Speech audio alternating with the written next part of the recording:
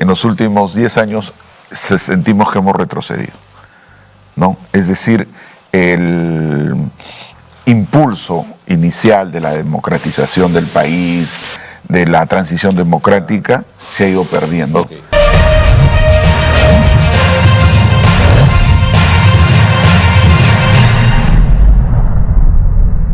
Cuando hemos conversado de este tema, siempre han notado que mi posición ha sido la de defensa de este esfuerzo. El documento que evacuó la Comisión de la Verdad es un documento valiosísimo para entender lo que ocurrió durante el conflicto armado interno. No es una obra final, no es una obra escrita sobre piedra, por supuesto que tiene matices y miradas y enfoques.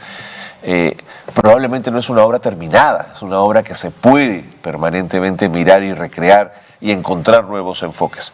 Pero como documento, como esfuerzo para encontrar la verdad, sobre todo además el dolor de las víctimas del conflicto armado interno, es un documento que creo que hay que reconocer. Bueno, Miguel Hugo, secretario adjunto de la Coordinadora Nacional de Derechos Humanos, está con nosotros justamente para hablar de estos 20 años de la entrega del informe final de la Comisión de la Verdad. ¿Cómo te va, Miguel? Qué gusto conversar contigo. Un gusto conversar sobre estos temas que son muy importantes. Muy importantes. Yo también lo considero, Miguel, y si tú me lo permites, quiero poner sobre la mesa algunos de los elementos más importantes que la Comisión señaló como recomendaciones y como esfuerzos, y tú me vas a decir con claridad si sientes que avanzamos o no avanzamos. ¿De acuerdo? Quería comenzar siempre pensando en las víctimas, que deben estar siempre en nuestro recuerdo y en nuestra memoria. ¿Crees que la reparación y el apoyo a las víctimas que solicitó el informe de la Comisión de la Verdad y Reconciliación se ha cumplido?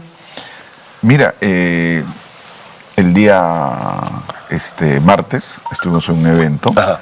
Sofía Maher señalaba que se había entregado alrededor de 350 millones de dólares en reparaciones económicas a las víctimas, pero que la sensación que tenía es que las víctimas no se sentían finalmente reparadas. Okay.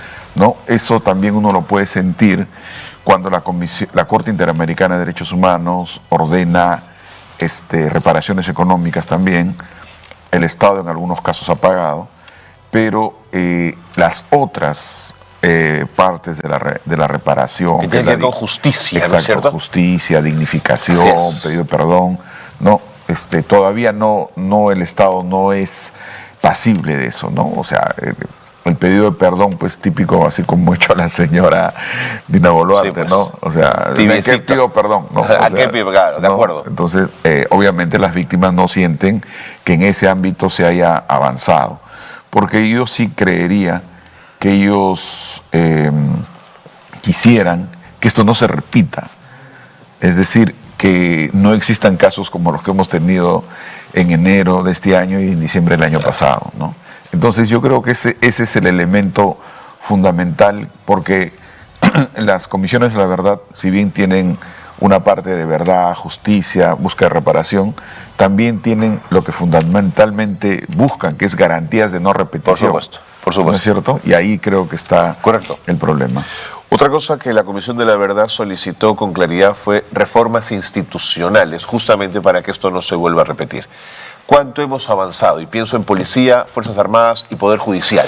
Bueno, mira, mencionando nuevamente a Sofía Maher, Sofía ha ido evaluando, publicó a los 5 años, a los 10, y ahora tiene uno a los 15, creo que ahora va a tener uno a los 20, lo va a presentar a fin de mes.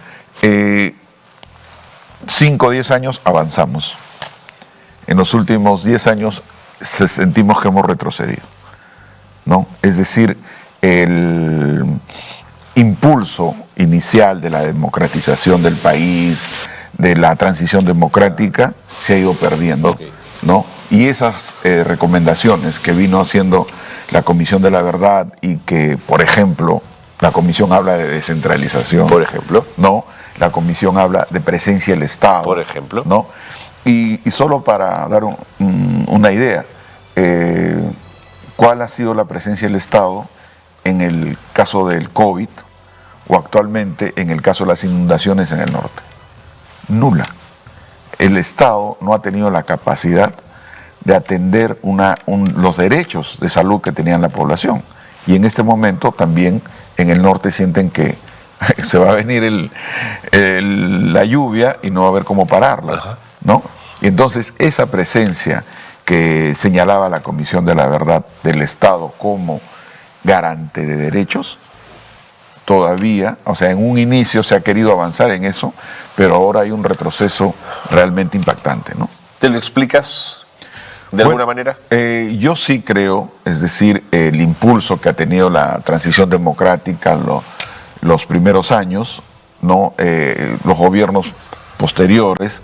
Y bueno, el primero fue Alejandro Toledo, que dijo, no, aquí ya se canceló, ya estamos en democracia, no hay nada que resolver. Sí. Los procesos, por ejemplo, que inició Valentín Paniagua de reforma en la Constitución y todas esas cosas, todo se quedó ahí estancado. Vino el gobierno de García, que de alguna manera quiso manejarse entre una cosa y otra. Ollantumala, en realidad, lo que hizo fue mantener lo que se llama el piloto automático, tanto en transición democrática como en economía. Y luego vino la crisis política grande, ¿no? Exacto, claro, exacto. Entonces, para mí, ese es el elemento central y, lógicamente, el bombardeo permanente que hemos tenido durante estos 20 años contra el informe, ¿no? Sin haberlo leído, sin haberlo entendido, y no reconociendo elementos fundamentales, por ejemplo, como la tipología de la víctima, ¿no? El 75% quechohablantes, etcétera, pobres, ¿no es cierto? Entonces, si eso a un Estado, a una sociedad, no la impacta, obviamente, y más bien tú criticas que haya eso, es que estamos perdidos en el espacio, ¿no es cierto? Y eso creo que es un elemento que puso la comisión como fundamental, porque muchas veces nos hemos quedado, bueno, las víctimas, ¿no? Qué pena, Tarata, efectivamente hubieron víctimas ahí terribles, ¿no? Sin embargo, ¿cuál fue la mayor cantidad? ¿Dónde se produjeron los mayores efectos? ¿Quién sufrió más este tema? El informe de la comisión señala que en algunos lugares la población se diezmó a la mitad, ¿no? O sea, poblaciones enteras de un distrito se quedaron con el 10% de los habitantes, se quedaron solo violaciones sexuales, por favor, bueno, Miguel, ¿no? Sí, claro, claro. Y allí, por ejemplo, el tema pendiente, como tú lo has señalado, o sea, el tema de la verdad, la justicia, en ese momento, hay unos temas pendientes como las esterilizaciones forzadas, que en su momento no se vieron, ¿no? Miguel, ¿por qué le dolió tanto el informe de la Comisión de la Verdad a la clase política de ese momento y a las Fuerzas Armadas? Porque el informe señala que Sendero es el principal responsable y lo dices con absoluta claridad, claro. Y lo señala como eso, como lo que son, como unos asesinos, pero las Fuerzas Armadas respondieron con casi heridas por ese informe y la clase política sin reconocimiento de responsabilidad. ¿Por qué no pudieron entender el sentido del informe? Bueno, ¿o no quisieron? En principio, el informe de la Comisión de la Verdad señala como responsable, como bien lo ha dicho, Sendero Luminoso, etcétera, y además que la política, o sea, los partidos políticos dejaron, exactamente, ¿no?, a las Fuerzas Armadas y a la policía. Así es, a resolver un problema que no era solamente militar. Sí, señor. ¿No es cierto? Sí, y entonces eso ha generado, yo entiendo, a los miembros de las Fuerzas Armadas como los únicos responsables. ¿No es cierto? De resentimiento. Exacto, exacto, ¿no? Y obviamente hay que reconocer que ellos efectivamente pusieron también la vida, el pecho. Y muchos de ellos valientísimos, en condiciones muy complicadas. Sí, ¿no? y en situaciones en realidad muy, muy graves, ¿no? Que tenían que resolver en momentos así muy críticos, sin duda, ¿no? sin duda. ¿no? Entonces, definitivamente yo creo que también hay que decirlo, que estos informes de la Comisión de la Verdad, no solo el nuestro, sino los anteriores, vienen en contrapartida con lo que había, pues, el criterio de seguridad nacional que se imponía desde los 60, 70, ¿no? Lucha contra el comunismo y todo este tema, y frente a eso valía cualquier cosa, ¿no es cierto? Entonces podías hacer lo que sea, o sea, todas las dictaduras militares de los 70 precisamente van en esa línea y tratan de justificar razones de Estado, como ahora mismo lo están haciendo, sí, señor. ¿no? Entonces, sí, señor, hay razones de Estado para hacer tal cosa, matar, etcétera, ¿no? Un poco en esta frase que siempre se dijo, ¿no? Del gaucho Cisneros, Así en el es. sentido de que si hay 60 personas y las matamos a todas, y dentro había un terrorista, bueno, estaba bien muerto. muertos estaban. todo, así, ¿no? Entonces, Sí, pues, la lógica de la Escuela de las Américas ahora está tan metida, ¿no? exacto, Sí. exacto. Entonces, yo creo que esa doctrina, Ajá. que en los juicios, quizá más que en el informe de la Comisión de la Verdad, en los juicios que se produjeron, dicho sea de paso, hoy hay una sentencia en el caso Callara. Eso que hay ahora. Y muy pronto Manta y Vilca, que también está pendiente. Así es, ¿no? Entonces, ahí se señala, ahí están las pruebas de la planificación, de la doctrina, de cómo se Sí, planificaba, sí. ¿no? Por qué se produjeron tal o cual masacre, ¿no? Por ejemplo, en Ajomarca se dijo que ahí había una escuela de sendero y entonces fueron y mataron a todos. En fin, en Callara igual, ¿no? Y Callara es, por ejemplo, un ejemplo de cómo se trató de cubrir con Así un manto de es, impunidad así es. de manera terrible. Terrible, incluso ¿no? matando testigos posteriormente, ¿no? Exacto, Claro, exacto, de acuerdo. exacto. Miguel, ¿crees que la comisión, su informe, permitió un diálogo intergeneracional? ¿Crees que los jóvenes que hoy miran, claro, no vivieron ese periodo, pero tienen el informe para saber qué pasó, les es útil este documento? Por supuesto. Yo te voy a contar una anécdota personal. Un sobrino mío fue a estudiar a España y entre las cosas que le pidieron en este estudio, le dijeron que hable del Perú, que presente. Entonces él se puso a googlear y apareció este tema de la Comisión de la Verdad, etcétera. Y obviamente por ahí me vio declarando algunas cosas. Entonces él presentó su trabajo y en realidad decía, tío, yo no sé cómo se pudo haber producido todos estos Así temas. es. Cómo ¿no? les sobrecoge y les sorprende, Así es, ¿no? ¿no? Entonces, Es que es otro país el de hoy también. así ¿no? es, ¿no? Entonces ellos, definitivamente los jóvenes, y por ejemplo el día martes también, nuevamente en este evento en el LUM, 50% de asistentes eran jóvenes, menores de 30 años, ¿no? Entonces creo que es un tema además que los interpela, ¿no? O sea, que en nuestro país hay sido estos hechos y que creo que también, yo digo, no hay que solo tener este tema histórico, sino también cómo esto actualmente se está tratando, ¿no? O sea, cómo es que nuevamente, por ejemplo, Dina Boluarte y Otárola dicen, no, nosotros no tuvimos que nada, nosotros les pedimos a la policía, a la Fuerza Armada que resolvieran ese tema. Es un espejo, ¿no? Sí, nuevamente, ¿no? Y dicen pues que el hombre es el único que tropieza de nuevo con la misma piedra y con el mismo pie, ¿no es cierto? De acuerdo. Entonces esta sensación de una comisión de la verdad en la lógica para que no se repita, probablemente con los hechos ocurridos a inicios de año, 49 muertos no son 2 o 3, Miguel, son 49.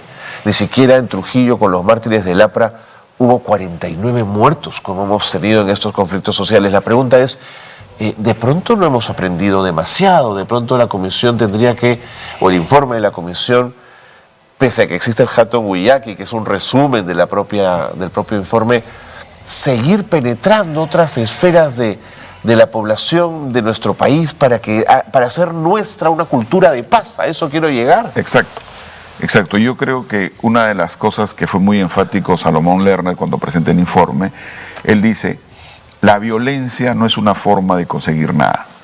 No para Sendero Luminoso, para tener el poder, dijo, no, sí, pues. mato a todos, sí, pues. ¿no? Sí. Y la violencia es la partera de la historia. Exacto, decía, ¿no? exacto, ¿no? ¿No es cierto? Y entonces, no, tampoco el Estado puede recurrir a la violencia, ¿no es cierto?